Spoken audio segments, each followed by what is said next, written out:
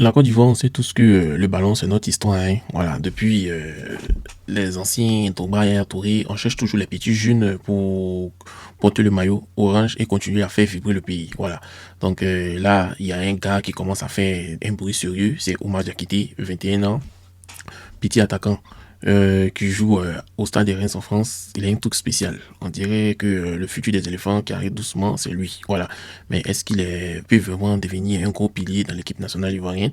Comment est-ce qu'on va le faire rentrer dans le game avec les autres? Voilà. Et puis encore, il a quoi améliorer? On va plonger dans une histoire parce que ce gars-là, il peut changer la donne pour l'attaque ivoirienne dans les années à venir. Voilà. Avant de commencer, n'hésitez pas à vous abonner et on va parler de Oumar Diakité. Voilà. Des passages à la 5 Mimosa en Ligue 1, c'est le parcours d'un gars prometteur. Voilà, c'est un produit ivoirien qui est né le 20 décembre 2003 à Bégerville. Il a grandi dans un système de la 5, là où on sait où les cracks sortent comme des pains choux. C'est un club, une vraie usine à talent où on a eu Yaya Touré ou Gervinho qui sont passés par là. Voilà.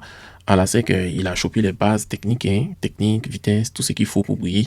Et les recruteurs européens ont vite capté. Voilà. Donc, savaient qu'il avait un truc, surtout ceux de Red Bull Salzbourg, qui sont pros pour dénicher les vraies pépites. Voilà. En 2022, il signe à RB Salzbourg et c'est le début de l'aventure en Europe. Voilà. Mais à Red Bull, ils font pas les choses à moitié. Ils l'envoient directement à FC Liefering, un petit club satellite, pour qu'il s'habitue au football européen sans trop de pression. Il faut noter que ce passage, c'était nickel pour lui. Il a pu jouer, il a appris, il s'est préparé tranquillement. Et puis, en 2023, bim, il arrive au stade de Reims en Ligue 1, le championnat français où les Africains brillent souvent. Voilà, là-bas, là, c'est une autre étape, une vitrine pour montrer ce qu'il vaut. Pour l'instant, il faut noter que ses stats, c'est pas encore trop ça, hein. Voilà, donc il a 9 buts en 2 saisons. C'est correct, mais c'est pas fou. Voilà. Et maintenant, quand tu regardes bien son jeu, les détails, les moments où il fait la différence, tu vois qu'il a un gros potentiel. Et puis, il y a la CAN 2023 chez nous en Côte d'Ivoire où il a mis tout le monde d'accord. Avant le tournoi, personne ne parlait trop de lui, mais en cas de finale contre le Mali, il plante un but sorti de nulle part et un petit talon malin, et là les gens ont capté. Ce gars-là a pu faire des trucs de malade quand ça compte. Voilà, donc c'est franchement Oumar Diakité qui est là. Il a un style qui tape à l'œil et ce n'est pas petit. Voilà, c'est pas un petit gabarit, il fait 1m85, il a une présence sur le terrain, mais ce qui choque, c'est pas sa taille, c'est sa vitesse et son explosivité. Contrairement à certains attaquants ivoiriens qui restent plantés devant les buts, lui il bouge tout le temps. Il cherche des espaces comme un renard de surface et sa technique, c'est du propre. Il a bien travaillé à la SEC, au Red Bull Salzbourg. Il dribble vite, il élimine facilement, surtout avec son pied droit qui a une lame sérieuse. Voilà, son pied gauche aussi, c'est pas trop ça. Mais bon, les défenseurs savent pas trop donner de la tête quand il y a Oumar Diakité en 1 contre 1 avec eux. Voilà. Aussi, il faut noter que le système de Red Bull, ça a aussi formé un sans ballon. Le pressing, ça on connaît ça. Voilà, pas que dès qu'on perd le ballon, il court sur les défenseurs comme un chien affamé. Et ça, dans le foot aujourd'hui, c'est en or. Parce que les attaquants doivent défendre aussi. Côté position, il peut tout faire. Voilà, il peut être un ailier pour percuter sur le côté ou même jouer dans l'axe comme un gros buteur. Et cette polyvalence, c'est un casse-tête pour les défenseurs adverses. Donc, ils savent pas comment le bloquer. Maintenant, pour nous les amateurs de jeux vidéo, PlayStation, on a ces stats FIFA. Voilà, ça donne une idée de Oumar Diakité. Il a une accélération de 77, il a une vitesse maximale de 80, il a une détente 81, il a une physique 74. Donc c'est un gars qui peut exploser dans un sprint et c'est un monstre. Voilà. Quand tu le vois jouer, tu sens qu'il a un jus, il peut faire du mal à n'importe qui, à n'importe quel moment. Mais il y a des trucs qui doivent aussi. Voilà, il n'est pas parfait, il a encore du boulot pour devenir un top joueur. À 21 ans, c'est normal. Il y a des trucs qui coincent. D'abord, sa finition, il doit se créer des occasions et grâce à sa vitesse et dribble, il est bon, mais devant les buts, il tremble un peu, il manque de calme et du coup, il rate les trucs qu'il devait mettre. On a tous vu face au Maroc où il devait marquer les buts. Et aussi en Ligue 1, 9 buts en 2 saisons, c'est pas assez bon pour que ça. Donc il faut qu'il travaille.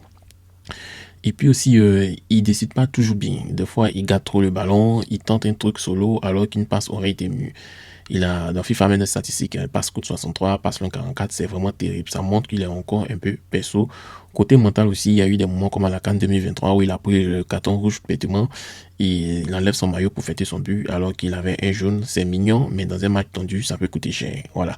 Ça, c'est son troisième défaut. Sur aussi, son dernier défaut, c'est son jeu de tête. Voilà, ce n'est pas encore trop ça. Avec 1,85 m, il devait gagner plus de duels en l'air, mais il ne remporte pas 26% seulement selon SofaScore. Et puis, il n'est pas encore régulier. Voilà, il y a des matchs où il met le feu, le suivant, on ne le voit pas. Donc, c'est un classique pour un jeune, mais il doit bosser, il se capte pour devenir un grand joueur. Voilà, maintenant, on se demande comment est-ce qu'on doit le faire briller avec les éléphants. Avec les éléphants, le gros défi, c'est de bien faire entrer Oumar Diakité dans l'équipe. On a déjà des tueurs comme Sébastien Allain, Nicolas Pépé, Simon Dengra et Grasso Vakoun. Comment tu fais pour caser Oumar Diakité dedans? Moi, je le vois en 4-3-3 ou en 4-2-3-1 pour lui. Voilà, si l'aile droite, il peut rentrer sur son gauche et faire mal à gauche aussi pour percuter. Sinon, derrière, Allain aussi, il peut bouger entre les lignes et profiter des espaces que le grand crée. Voilà. Avec Allain, il peut bien se compléter. Voilà, Allain qui tient le ballon, dos au but, Diakité qui court dans les trous. Avec Pépé ou Adengra, ça peut faire des combinaisons rapides qui cassent les défenses. Voilà, au milieu, il y a des gars comme Kissi ou Sangaré ou Sekou Fofana, ils vont sécuriser derrière pour qu'ils puissent attaquer sans trop penser à défendre. Voilà, mais quand on a un système de 4-4-2 rigide ou 3-5-2, ça risque de bloquer parce qu'il aime trop bouger librement. Voilà, face à des équipes fermées, son 1 contre 1 peut débloquer le match.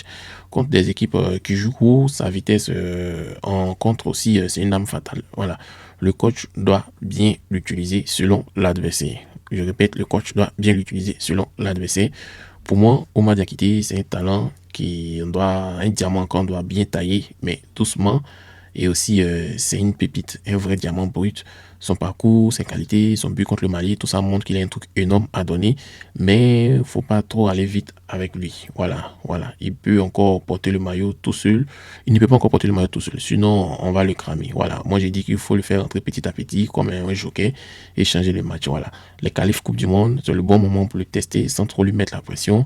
Et aussi, tactiquement, je le vois bien sur l'aile droite en 4-3-3. Au lieu de mettre Nicolas Pépé, faites rentrer Oumar Diakité.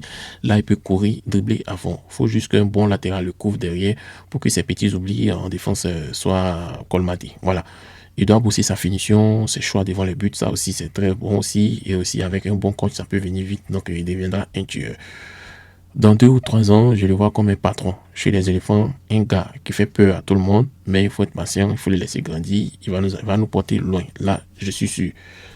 Oumar Diakité, il a des fanatiques comme le vieux père Idriss, big up à toi, et les détracteurs. Voilà, donc les fanatiques disent qu'il a un style rare, il amène vitesse, dribble et ça manque chez nous.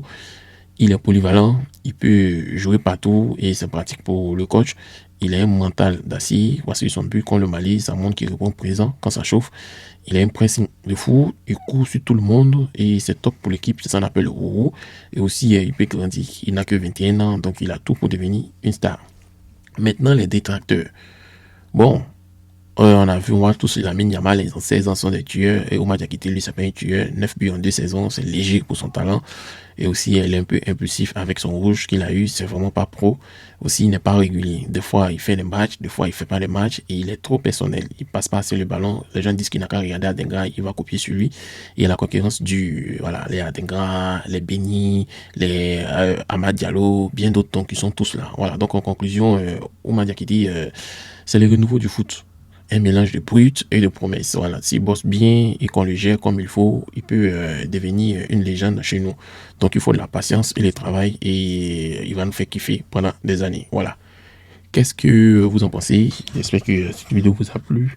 N'hésitez pas à vous abonner. On va parler de tous nos éléphantos. Voilà, tous ceux qui sont internationaux ivoiriens. On va vous parler de leur profil. Vous allez tous les connaître. Donc on vous dit merci et on se dit à très bientôt pour une autre analyse.